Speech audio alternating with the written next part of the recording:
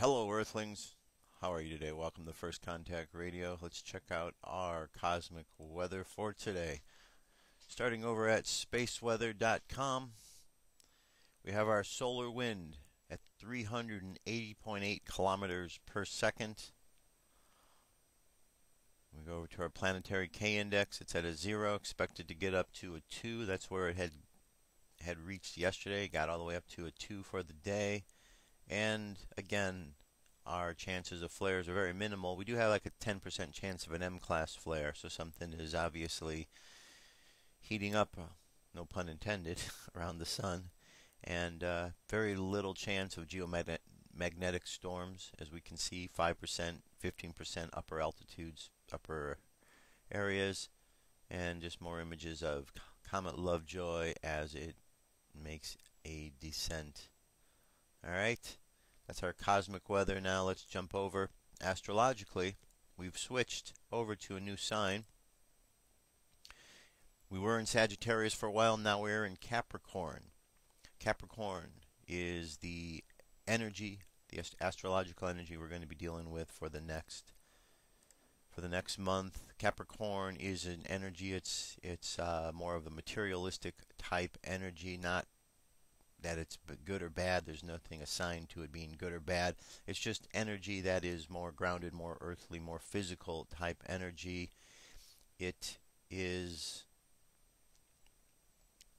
about it deals with our physical world. It deals with issues of career, things that we do, things that we work on, things that we build, physical things that we're able to create.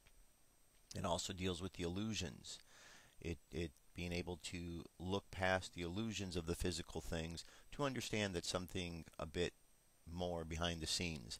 In tarot cards, the card of Capricorn is represented by the tarot card of the devil, which is about looking past illusions into something a little bit deeper, learning not to get caught up in seeing things, because if you only get caught up in the physical, then that's where the real trouble is. That's where you're really getting caught up with what is the idea of the devil or the illusions of that devilish energy.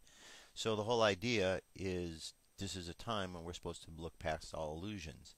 Here we're celebrating Christmas and Hanukkah, times where we're returning to the light, and where we celebrate a return of the light, because as of today now, the light is starting to return. It got to its lowest point, and the winter solstice came, celebrated the returning of the light. Now from here on forward, all the way until the summer solstice, the light is going to continue to grow and to grow.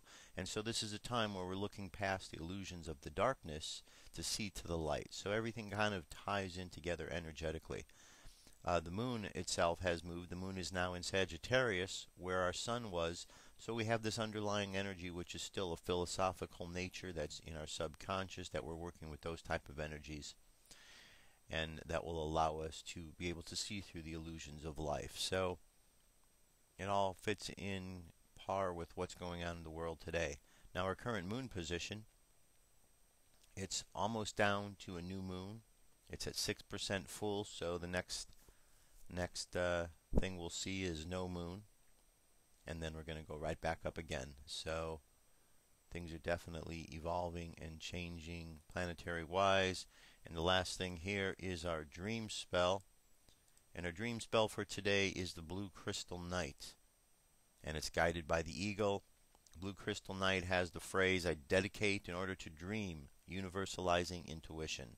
I seal the input of abundance. With the crystal tone of cooperation, I am guided by the power of vision." And on the Gregorian calendar, it is Thursday, December 22nd, 2011. So once again, the whole idea is to look at all of this report as simply energy, and how we are going to work with the energies that are around us. It's not about giving our power up to anything astrologically.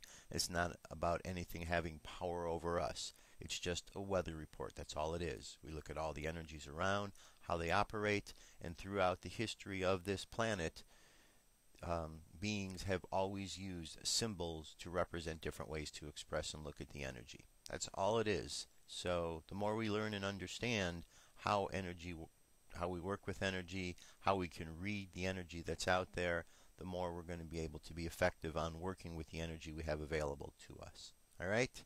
That's our Cosmic Weather Report. Dirk Bradshaw is with us here today with a report on the Patriot Act. Dirk, over to you. Flying high above the planet Earth, this is the Cosmic News with Dirk Bradshaw. I am Dirk Bradshaw.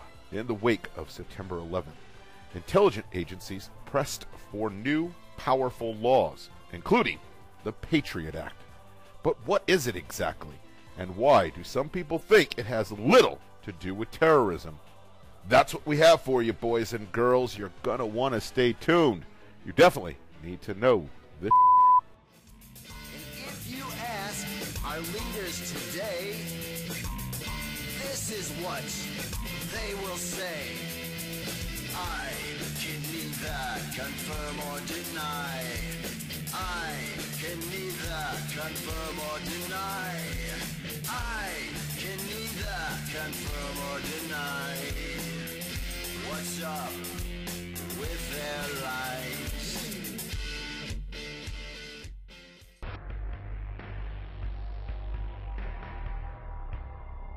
Here are the facts. The September 11, 2001 attacks on New York City and Washington, D.C. irrevocably changed the course of U.S. history. Like the Japanese attacks on Pearl Harbor 60 years earlier, this catastrophe horrified the American public, and the nation felt besieged by the possibility of further attacks. President Bush's ratings soared to 90%, and his administration worked closely with Congress to pass a flurry of wide-reaching laws. Conspiracy theories spread immediately, and spotty reporting by the 9/11 Commission did little to discourage them. 10 years later, skeptics and conspiracy theorists still debate particulars of the incident. By now, most people are familiar with the popular 9/11 conspiracy theories. The idea that 9/11 was somehow an inside job, or that the government covered up evidence of mistakes. But there's another concern here. What laws did we pass exactly, and how do they affect us today? Here's where it gets crazy. Since it was signed into law in October 2001, the Patriot Act has become a subject of increasing controversy. According to scholars such as Elliot Mintzberg, Director for People for the American Way, the Justice Department has used terrorism as a guise to expand law enforcement powers in areas that are totally unrelated to terrorism. It's true that the Patriot Act has been used to investigate non-terroristic crimes. In fact, the intelligence community was waiting for the opportunity to pass this sort of legislation. Far from being custom-made legislation designed as a reaction to 9/11, the Patriot Act is instead an amalgamation of various powers the intelligence community has wanted for years. Yet it seems these expanded powers still fall short of some agencies' desires. In 2005, Dan Egan of the Washington Post published a story exposing several FBI violations of secret surveillance laws, including improperly seizing email and bank records and conducting an unconsented physical search. These findings have caused researchers like David Sobel, the general counsel of the Electronic Privacy Information Center, to speculate that this is simply the tip of the iceberg. What other abuses are out there? Finding the information can be tricky. For example, Title V of the Patriot Act strengthens the power of National Security Letters, or NSLs. An NSL is a formal request for information regarding a person under surveillance. These existed prior to the Patriot Act, but under the new law they were applicable to U.S. citizens and contained gag orders preventing the recipient from informing anyone of the letter. Subsequent legislation has softened these powers, but they still exist. By 2004, nearly 300 U.S. municipalities had passed laws or formally disagreed with the act, urging Congress to modify or repeal this legislation. In the post-9/11 world, the average U.S. citizen has lost numerous legal protections. Supporters of the law argue that this sacrifice has been both necessary and beneficial. Some claim that as many as 15 terrorist attacks have been prevented thanks to the Patriot Act. However, to privacy advocates and other opponents of the act, it has been used more to invade the private lives of citizens than to prevent terrorism.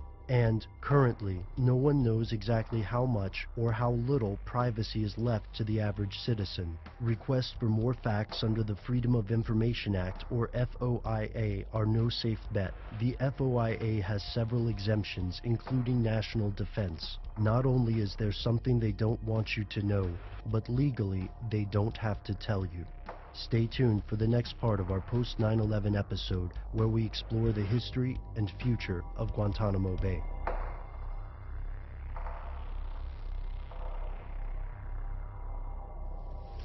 Well, I see the fat lady is getting off the stage. She's looking right at me. I've got to take her home and put her to bed. I hate goodbyes, so instead I'm going to say, until we meet again. I'm Dirk Bradshaw from the Cosmic News Network. I return you now to Joshua Poet and First Contact. They're all yours, Josh.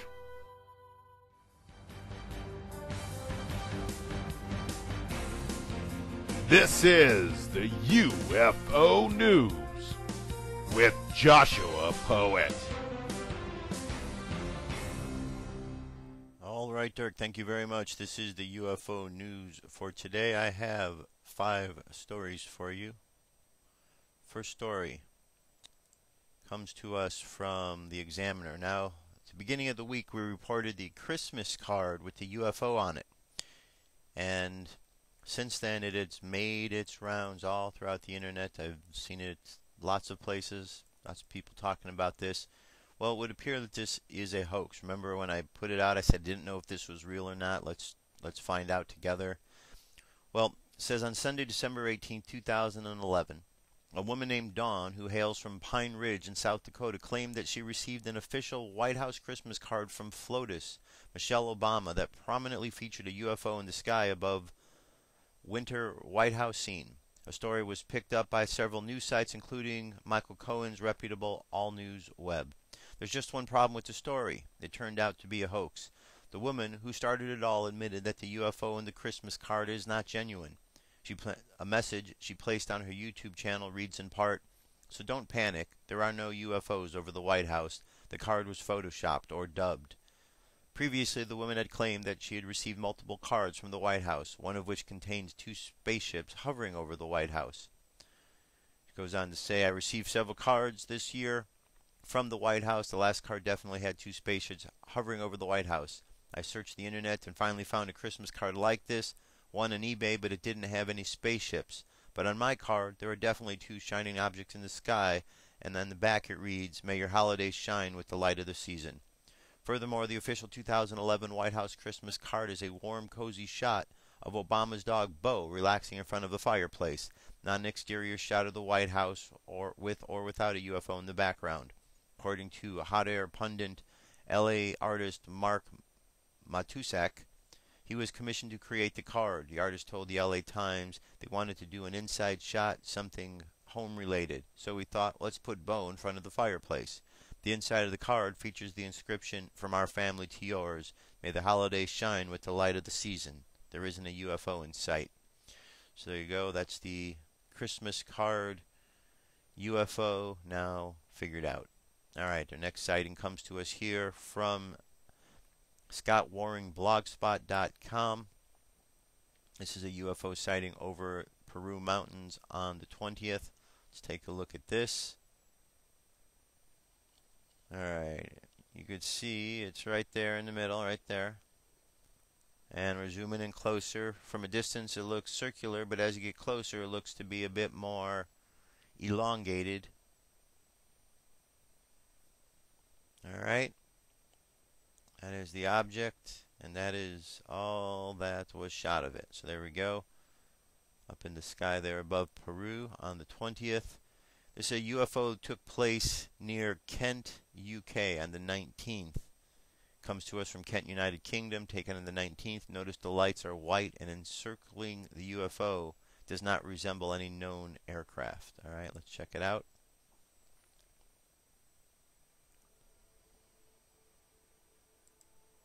Okay, as we go, here we go. This is Roof Phenomenon Mystery Presents. Alright, UFO sighting near Kent. Okay, here we go. We got that's what we're looking at right here. And you could see that it has some strange shaped lights on it.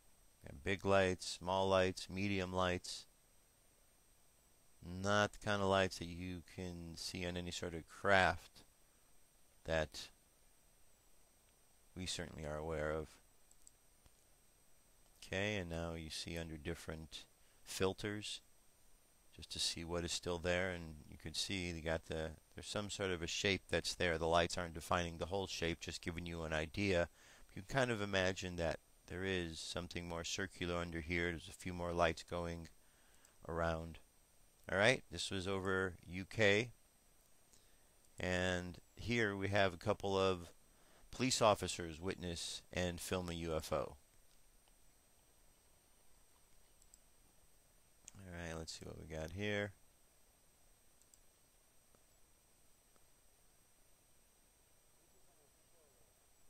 Okay. Alright, here we go. Alright, there we go. We got an object in the sky. Moving very, very slowly. It's a large object too. Again, not like any craft we have. It doesn't look like a blimp, because we've all seen blimps, and that doesn't look like a blimp. This was, doesn't say where it was, other than it was 2 police officers that filmed this. Alright? And one more story. This comes to us from San Francisco. It says a UFO over Candlestick Park during power outage Monday Night Football, December 19th. Apparently a UFO was spotted during a power outage during Monday Night Football in San Francisco. Some are calling this a UFO. Others are saying it's simply the city lights in the background. Others say it's the blimp. I have no idea, but it's certainly intriguing. Alright, let's check this out here. They show it several times during the course of this video. But as it comes across, okay, this is the object right up here. You can only see the bottom of it in the lights, so you're not going to really get any more of a viewing than that. They talk about it on the news, and it's just going to keep going back to the same shot here. There it is again. You see right here, okay? Goes by pretty quick. At least in the shot, they didn't stay on it for a long time, but that looks much larger than anything that we know of as a craft, and very bizarre. So if anybody has any idea what that is, if it's a hoax, we'd like to know. If it's not a hoax, we'd like to know that too. But right now, this is the video we have. The video is available online at our website, firstcontactradio.com, right-hand side, UFO News. Check it out for yourself, see what you think. Alright, that's our UFO news. Let's jump away to a song. I'll be back momentarily. I've got a lot of news and information for you, so stay tuned. What if our government was responsible for some of the greatest crimes against this nation? Would you really want to know? These are big questions, but these questions deserve answers. It's time to demand the truth. People shouldn't be afraid of their governments. Governments should be afraid of 9/11 was an inside job. Kennedy was killed by the CIA. Jimmy Carter saw a UFO. Answers to secrets you need to know. So wake up, wake up, wake up, wake up. Wake up, wake up, wake up. Wake up, wake up, wake up.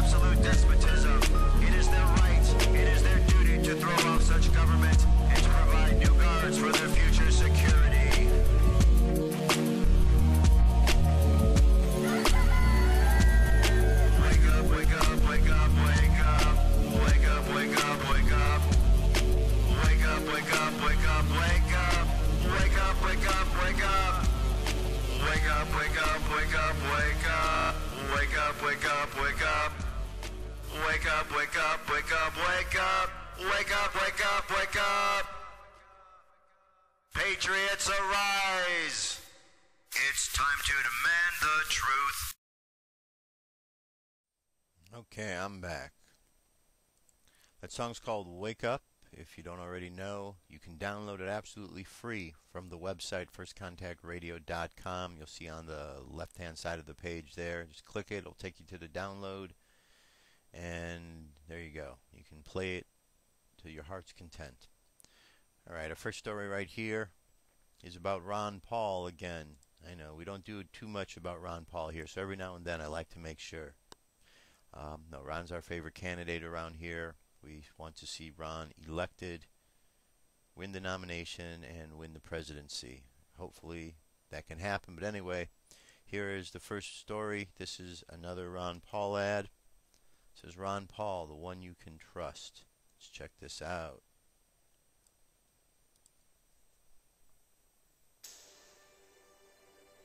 It's the story of a lost city, lost opportunity, lost hope. A story of failed policies, failed leadership. A story of smooth-talking politicians, insider deals, games of he said, she said, rhetoric, and division. One man has stood apart, stood strong, and true. Voting against every tax increase, every unbalanced budget, every time. Standing up to the Washington machine, guided by principle. Ron Paul, the one with a plan to cut $1 trillion year one, eliminate the waste, balance the budget. Ron Paul, the one we can trust, the one who will restore America now. I'm Ron Paul, and I approve this message. All right, very good. That's the newest Ron Paul ad. Now, in regards to Ron Paul, I wanted to bring your attention to something here. First of all, let's take a look here at this. This is an article. New York Times projects Ron Paul as clear favorite to win Iowa. New York Times primary projection, using figures collated from the latest poll results and survey, shows that Ron Paul is the clear favorite to win the crucial first Republican primary set to take place in just 13 days' time. So if I click on this here and you get to watch some of the video, you see that Ron Paul 52%, Mitt Romney 28%, Rick Perry 7%. This is what the New York Times is projecting, okay? So Ron Paul is definitely out there making big headway. He's moving up in the polls. You got one place. This is a story coming to us from Paul Joseph Watson at InfoWars. But we're going to move from there now on to this next story. New Iowa poll shows Paul accelerating away from Romney. A new Iowa State University poll shows that Ron Paul is accelerating away from Mitt Romney in the race to capture the key Republican primary, with the congressman placed first in front of Newt Gingrich having captured more of former frontrunner Herman Cain's supporters than Romney. Paul is the first choice of 27.5% of 333 likely caucus goers among the 740 registered Republicans and 200 registered independents contacted by ISU. So that's up from 20.4%. So you go through here, you can see Ron Paul is surging. He's taking the lead. But this is what the mainstream, this is what the establishment media thinks of that. Twilight Zone, USA story, today's story about Ron Paul leading in Iowa, headline, Ron Paul still not in the lead? If you thought the establishment tactic of ignoring who wins the Iowa primary was bizarre enough, try this one on for size. A USA Today story about how polls show Ron Paul is leading in Iowa is entitled, Ron Paul still not in lead. The mental gymnastics required to unravel this convoluted premise is somewhat intense, so concentrate. The full title of the article, written by Jackie Kucinich, is Despite Money and Support, Ron Paul Still Not in the Lead. The gist of the story is that Ron Paul is in fact in the lead according to the polls, but because mainstream Republicans insist that he shouldn't be leading, that means the voters are meaningless and that Ron Paul is in fact not in the lead. So now we're becoming told the surveys of likely voters, the three most recent of which show Paul is leading Romney and Gingrich, have no legitimacy because the establishment doesn't like Ron Paul. It goes on and on. But isn't that kind of ironic? That's what they're trying to do. It's a game, folks. It's a game they're playing, and they're playing it with your mind because the establishment thinks you are stupid. They think that all you have to do is read a headline and you'll not read any further into the article. They think all you have to do is hear a few sound bites and you won't take the time to really see what's going on behind the scenes. They think all you have to do is listen to what the mainstream media says about the polls and that you're not going to be bothered to go on the internet and actually see what the real results are. So they lie and they misinform and they misdirect you. That's just what they're doing. But it's just part of their game. It's part of their tactic. They've been doing this for a long time. It's not new. And it just shows how pathetic the administration is at this present time. People are smarter than the government gives them credit for. All around the world. All that's required is people to step up, as is happening. That's why these revolutions are going on. That's why people are out in the streets and doing the things they're doing these days. They're tired of it. As well they should be. Plenty tired. So, alright. Now we're going to move on to our next story here. Last Friday and then again on Monday, we had an interview with Stephen Bassett. And it was about the latest petition, Disclosure Petition 2. Well, one of the things and one of the persons that he mentioned was Richard Dolan, who has a petition out himself. So we're going to take a listen to what this petition is. It's a video of Richard Dolan. We're going to listen in his own words about this petition. Hi, I'm Richard Dolan.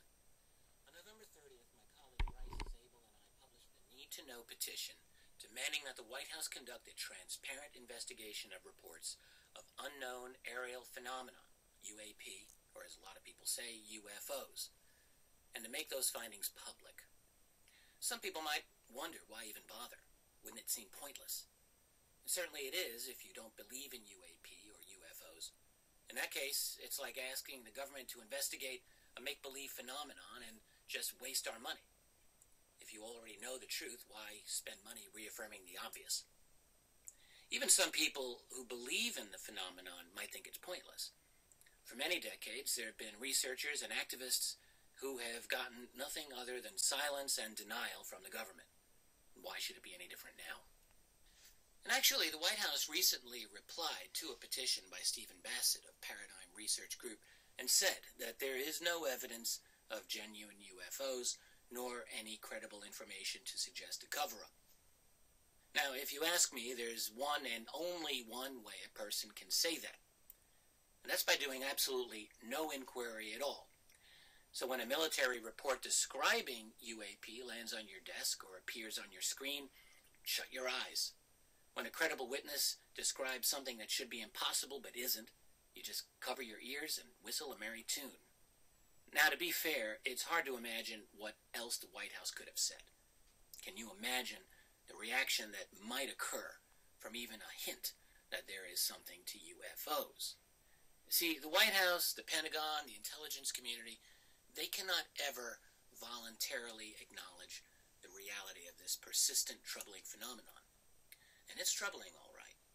There have been enough confirmed military reports over the decades describing how unknown objects have been able to invade restricted airspace with impunity, easily evade jet interceptors, disable electronic systems of our top aircraft, demonstrate interest in nuclear sites, and having the ability to disable nuclear weapons. Whatever they've got, it's some serious capabilities. Maybe they're wonderful creatures, maybe not, but it's easy to see the reasons for secrecy. But here's the thing. Government is one thing, the people are another. And the people, that means you, have a right to the truth. Governments never act in the interests of ordinary people until ordinary people force them to. That's always been the case. That's always been our job. And by the way, finding that truth will not be easy, not for us and not for the White House. There's been a world of secrecy that has developed around UFOs, buried behind layers and layers of classification. It doesn't even seem that our highest elected officials have access to it. The powerful Senator Barry Goldwater was once cussed out by his friend General Curtis LeMay just for making one inquiry. I once learned from a very high-level intelligence source that President Jimmy Carter was brought to tears over whatever it was that he was told. Even President Bill Clinton tried to move this issue forward, but had to admit defeat. Who is in control? Don't you think you have a right to know? Maybe even a need to know? That's why Bryce and I feel this petition matters. Governments always have to be reminded that the people are their boss, not the other way around. Truth is often unpleasant. Truth can turn our world upside down. But ask yourself, what kind of world do you want? A world built on lies? Or one in which government of, by, and for the people still lives and breathes, still responds, still inspires? In other words, a world in which truth has a fighting chance. Sign the Need to Know petition. We have a chance to make a statement, to challenge decades of lies with the clear light of truth. We can do it.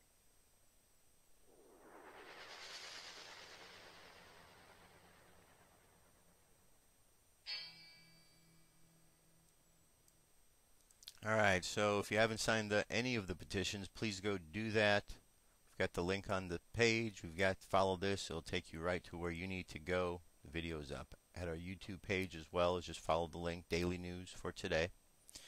All right, moving right along. Now, the NDAA, National Defense Disclosure Act. Check this out.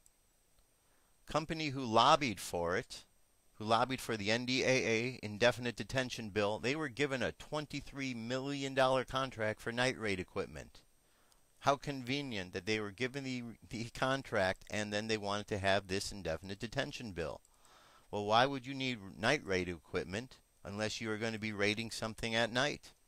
According to reports from Daily Kos in Russia Today, a company specializing in night raid equipment was awarded a $23 million contract from the Department of Defense and subsequently went to lobby for the NDAA, which was given the government the power to indefinitely detain American citizens.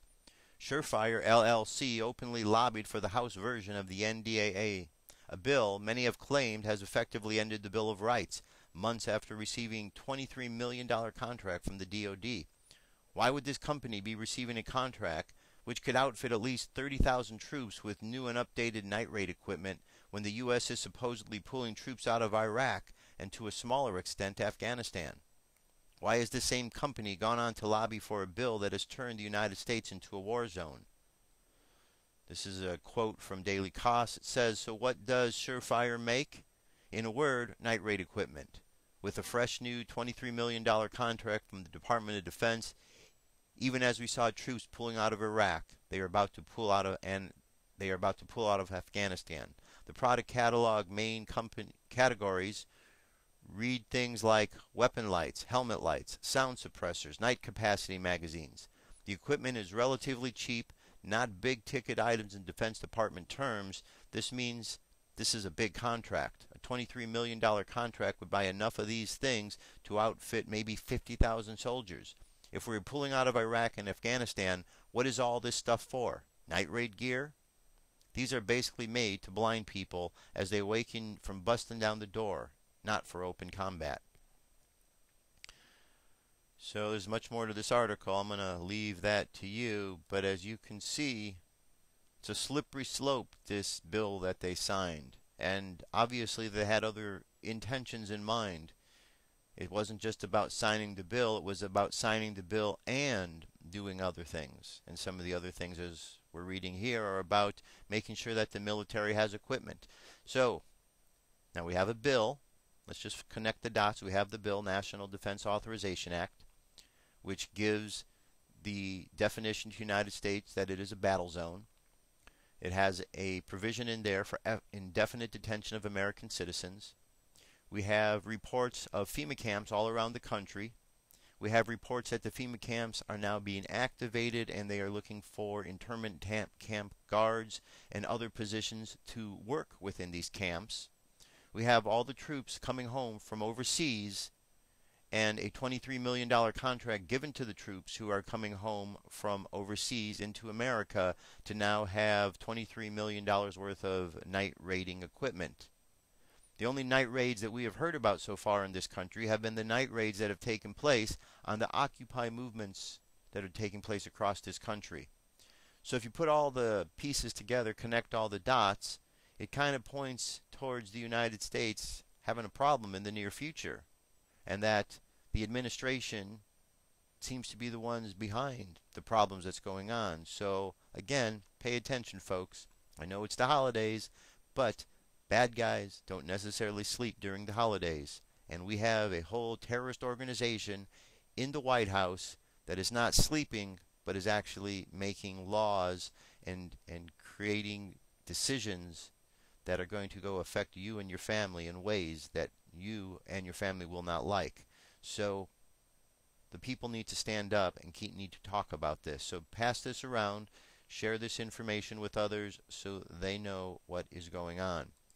Now, continuing along with that, here's a letter. This again comes to us from the Intel Hub.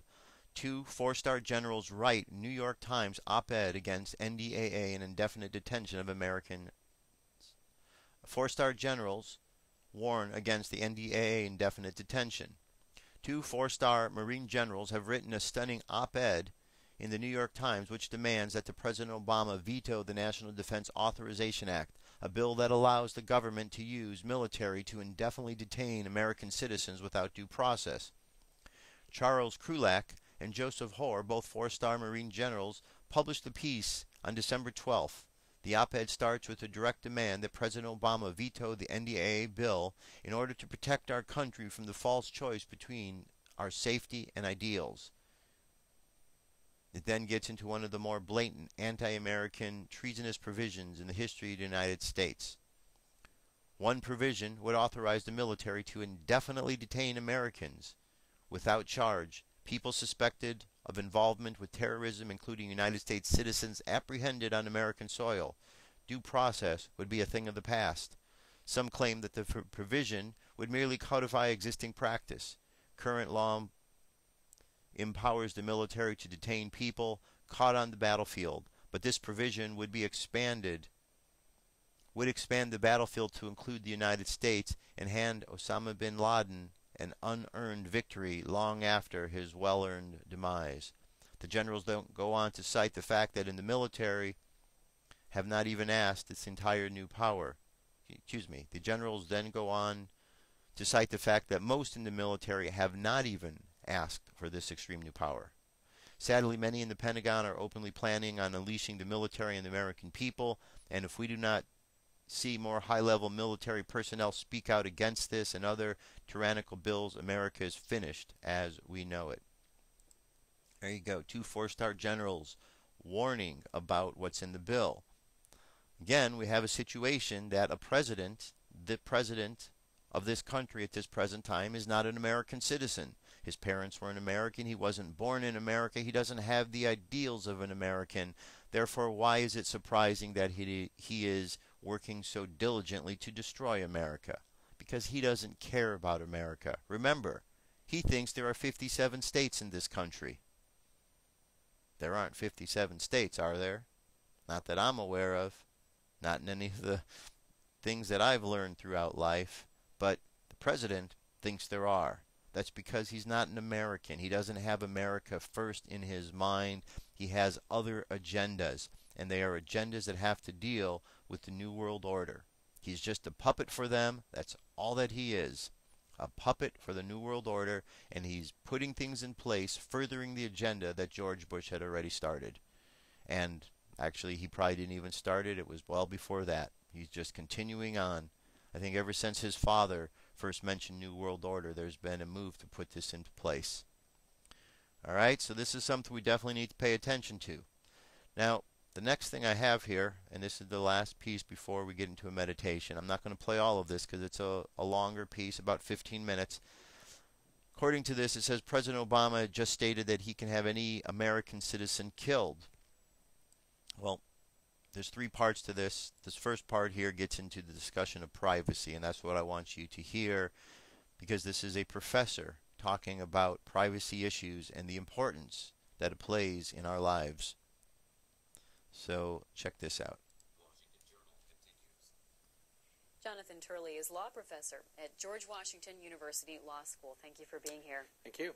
Also has the blog jonathanturley.org, a legal blog that goes over lots of issues that are in the public eye, what's going on in the legal world and their implications. You had a piece in the Washington Post recently called, "Are You Being Watched? It's Your Fault." What does that mean? Well, what is often neglected in today's particularly presidential debate, but in the overall debate in the country, is that we have something of a crisis with regard to privacy. This country used to be distinguished, used to be defined by privacy. We have an innate sense of privacy that you haven't seen expressed in other countries to the same extent. Even close allies like England really don't have the historic commitment to individual privacy that the United States has had. But what has happened in a very short time is the erosion of privacy in this country to the point of a crisis. I mean, we're fast becoming a fishbowl society. I mean, when you came here this morning, when you left your home, you were filmed on the roads, driving to the highway, on the highway itself. If you stopped for coffee, you were filmed in the parking lot and in the 7-Eleven. And then you got back in and you were surveilled all the way to work. And when you got into work, you were surveilled inside your building. Most people's businesses now have video cameras that run continually. And you work in that environment, and then you turn around and you repeat that trip. And Americans are now used to being under surveillance all the time. When I teach privacy at George Washington Law School, there's a big sign in all of the classes that says you are under surveillance. And I teach privacy with that sign right above my head. So the question is, what's happening to our society? What type of citizens are we producing when they grow up learning to expect, even be comforted by, continual surveillance? I wanted to read the last paragraph of this piece you wrote. It says, "The problem is not with the government, but with us. We're evolving into the perfect cellophane citizens for a new transparent society. We've grown accustomed to living under observation, even reassured by it, so much so that few are likely to notice, let alone mourn, privacy's passing." That's right, and my students have a fraction of the privacy expectations that I have, and their children are likely to have even less. What we're not really discussing is what happens to a society of cellophane citizens. What happens to a society where we expect, even want to be under surveillance? That's a completely different paradigm from what the framers believed was essential. What I think people often miss is that the Constitution does protect privacy to a small extent, but not very much. What really protected privacy in the United States was the inability of the government to actually engage in surveillance for a lot of times. We had technological limitations. Those technological limitations are now gone. The government actually can engage in surveillance that the framers would never have imagined. And it's coming at a time when people are no longer focusing on the loss of privacy because they're not used to having much privacy in the society. You dig into the case Jones versus the United States before the Supreme Court, which involves GPS tracking and putting a GPS tracker in the vehicle of a suspect. Take us through your concerns about this case and what you think the implications are. Well, it's perfectly Orwellian. In fact, that's what Justice Kennedy said during oral arguments. He basically said, well, let me get this straight. And this is the Obama administration, is saying that we should be able to put GPS devices on any citizens without a warrant so that we can follow them 100% of the time, know exactly where they're going. And Justice Kennedy said, isn't that pretty Orwellian that you'll be able to do that? And the Obama administration's argument is basically citizens have no expectations in terms of their traveling in public, even with a device that shows every turn, every second that they make. And that's the reality. It's strange, but we have a cycle, like a 40-year cycle, where our privacy doctrines break down, and we need a correction. The best example of that was in 1928 in a case called Olmstead. The Supreme Court created a truly ridiculous doctrine called the trespass doctrine. And that doctrine said that the government only needed a warrant if they physically trespassed on your property. Well, that, of course, is bloody ridiculous, because what it did, it was actually one of the cases where the Supreme Court actually forced technological changes. And so the market of surveillance immediately went to non-trespassory surveillance devices. And so the Supreme Court actually pushed the industry into developing ways to engage in surveillance that didn't involve trespass, things like laser window pickups and parabolic mics. Well, the trespass doctrine was a huge failure. The government engaged in massive amounts of surveillance.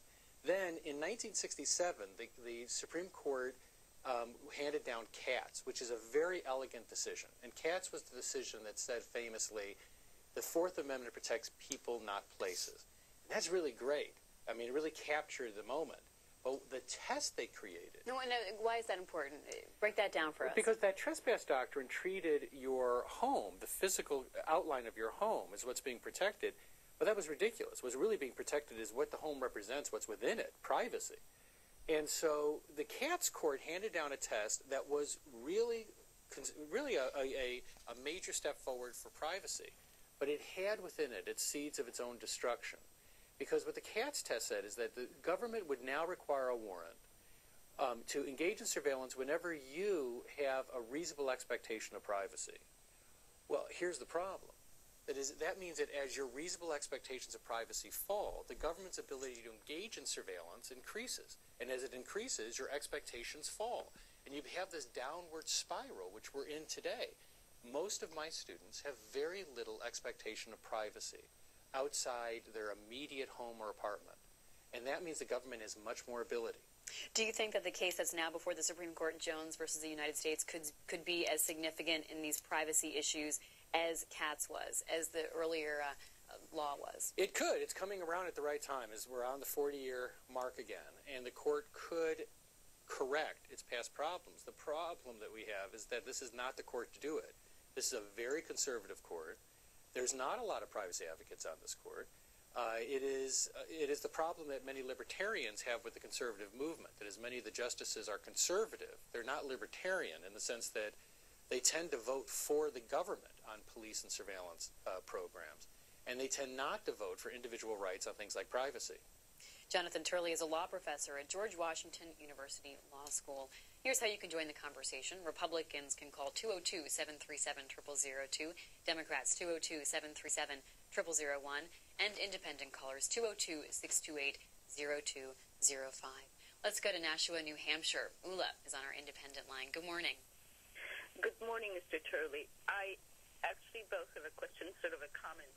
Recently, I heard on the news that now that we're no longer fighting a war, the drones which were used in the war will be used to just fly over and see what's happening, and basically then if they see any crime, go and get a warrant. And basically, speaking of Orwellian, this is totally scary, because this is additional layer of erosion, and I would like your comment on that. Well, it's a very good question, and I'm afraid you're absolutely right. We're running out of wars abroad, and we're bringing all that back to have a war in this country, and that war is going to be on privacy. And Congress, as usual, is not very protective. Congress has more often been the threat to privacy than its champion. And you are seeing drones being used now. We just saw a drone used in a minor case in Texas where it was used involving what would have been a low felony. But they used a drone over this guy's ranch. You're going to see a lot more of that. And I have to say, I'm very critical of both sides. You know, I wrote a column in the LA Times not long ago talking about how Barack Obama may have killed the civil liberties movement in the United States because he divided the movement. Some people just cannot break from Obama. But civil libertarians tend to be very angry with Obama. And the question you raise goes to that issue. It's not just the drones. For example, President Obama is going to be signing this new law that allows for citizens to be held indefinitely without trial, without access to courts. Civil libertarians opposed that, and then President Obama said he would veto it and then broke that promise. But we're now seeing this shift where many of the things that were being done abroad, and citizens were always told, look, we just do this to other people. We do this outside our country. Many citizens thought that was comforting. Well, now it's coming home, and they're bringing the technology and the practices back to the United States. And it's a little bit late to get that cat to walk backwards when it comes to civil liberties. Here's that LA Times op-ed piece, Obama, a disaster for civil liberties, written by our guest, Jonathan Turley. And you write, perhaps the biggest blow to civil liberties is what President Obama has done to the movement itself. It is quieted to a whisper, muted by the power of Obama's personality and his symbolic importance as the first black president, as well as the liberal who replaced Bush. Indeed, only a few days after he took office, the Nobel Committee awarded him the Nobel Peace Prize without his having a single accomplishment to his credit beyond being elected. And many Democrats were and remain enraptured. Do you think there's the feeling among liberals, privacy advocates, and others that, as you mentioned, the pendulum has swung from President George W. Bush, and so this is sort of the best that can be done in this moment? Well, that's a big debate. That's a debate we have on our blog almost every day. I mean, at the blog, there's a big civil liberties blog, and there are many people that have said, I can't support President Obama. For one thing, many civil libertarians said that when Obama when he went to the CIA and said, I will not allow you to be investigated or prosecuted for torture. We told that to the CIA employees, which have violated treaty obligations that we had. And so for civil libertarians, many of them simply cannot vote for Obama. In fact, the irony is that the only guy talking about civil liberties today is actually Ron Paul. I mean, it's bizarre because Obama has taken most of the Bush policies and actually expanded them. That didn't even just maintain them. And so the result is that you have this division in the civil liberties community. Some civil libertarians say, I just can't ethically support Obama after what he's done. Then others, I have to say, are sort of caught up in this cult of personality. They can't get themselves to vote against him. The Democrats are playing the same argument that, oh yeah, he's really bad, but those guys are worse. And that's the type of bargain. It's a Faustian bargain that guarantees that you're going to get someone bad. And many people are just saying, I don't want to do it anymore. But the interesting thing about the Democrats is you have this sort of Stockholm syndrome for civil libertarians, where they're embracing Obama, even though he has pretty much destroyed the civil liberties movement in the United States. All right.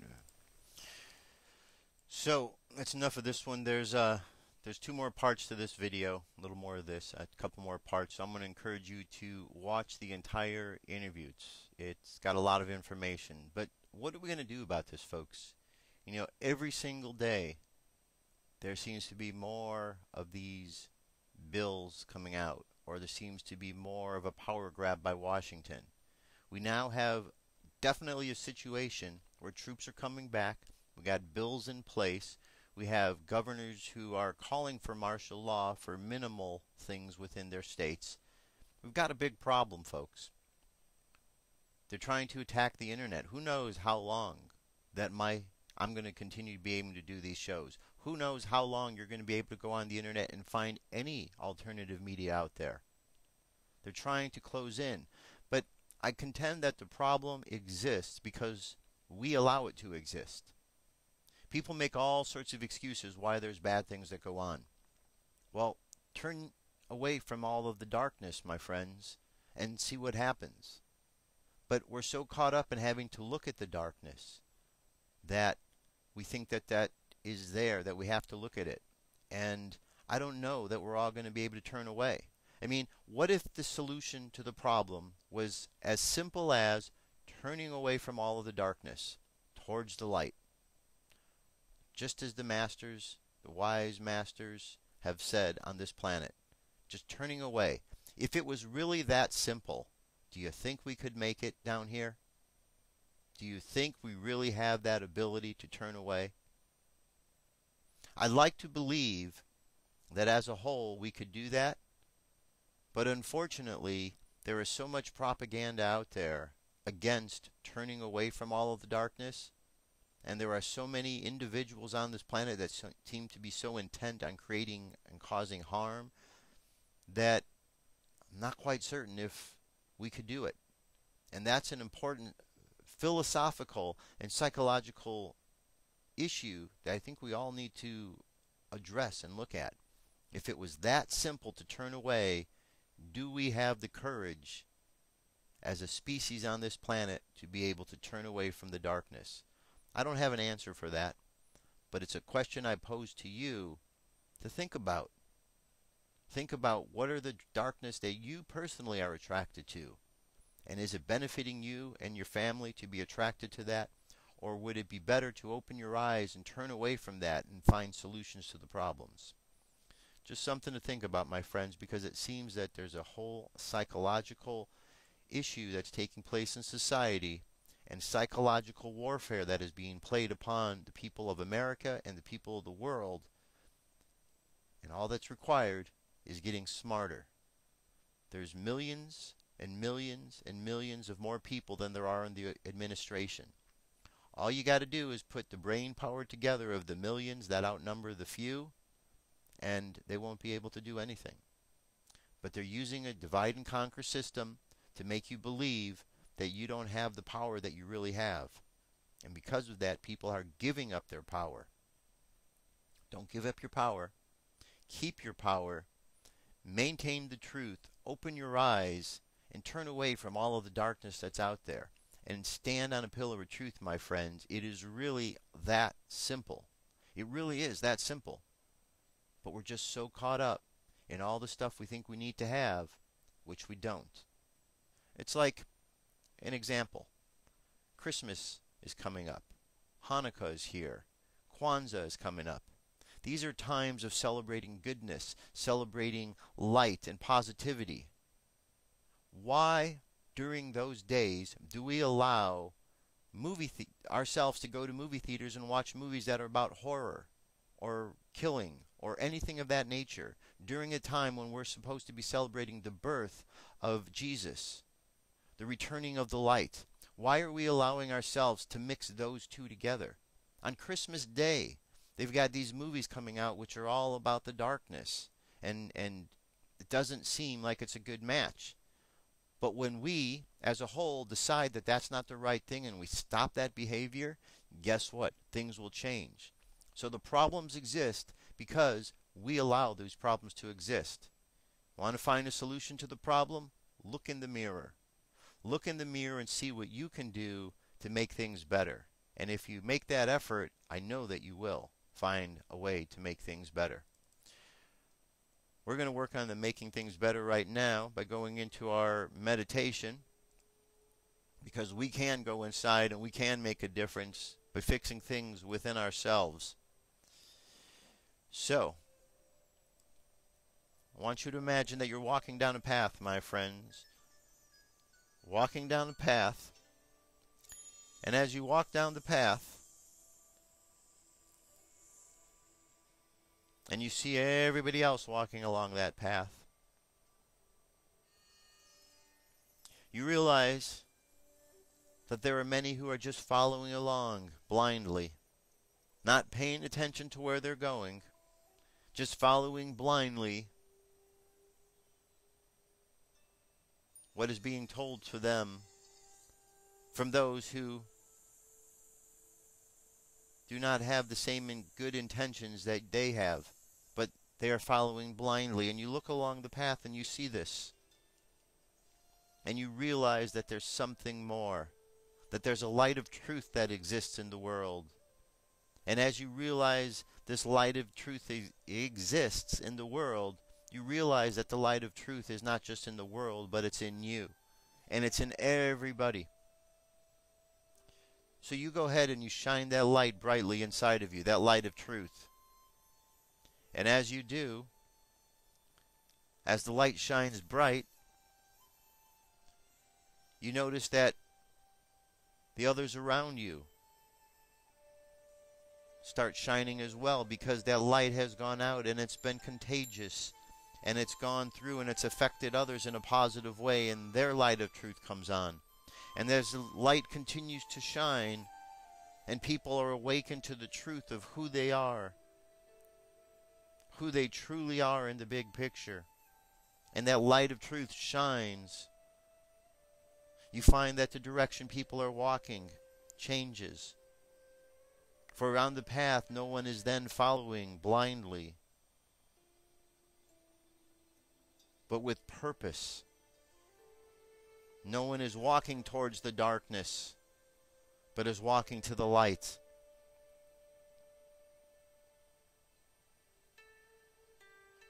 And as we walk along this truth and understand this truth, the problems of the world are able to be solved because we are finding the solutions to the problems rather than more band-aids or more problems or more challenges. We're actually finding the solutions.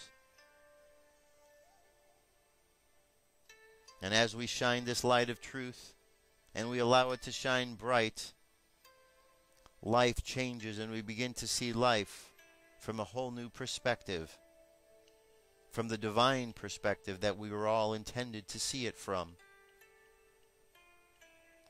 Let's imagine all of our chakras are activated from the bottom of the spine to the top of your head.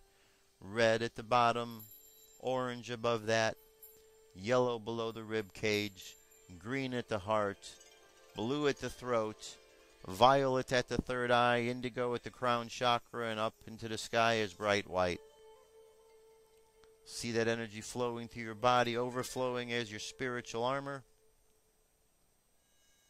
And from your heart chakra, send out love all around the planet. All around in all directions. And imagine everybody doing the same thing. We are sharing this love. And the more that the love is shared, the more the truth shines bright. For love and the truth are connected. Now let's just think a good thought for everybody in the world. And bring our energy and attention back to the present moment. We'll do so on the count of 3. 3, coming back to the present moment filled with confidence. 2, coming back to the present moment filled with faith. And 1, coming back to the present moment happy, healthy, and whole. Happy, healthy, and whole. That, my friends, is our prayer, our meditation. It's our show for today. Thanks for being here. Appreciate you showing up each and every day to check out the news and information. I'll be back tomorrow with more. Dirk has another story for us tomorrow as we head on into Christmas weekend and the continuation of the Hanukkah celebration. So take care of yourselves, my friend. I'll be back tomorrow. Till then, be safe. I'm out of here. Peace. See ya.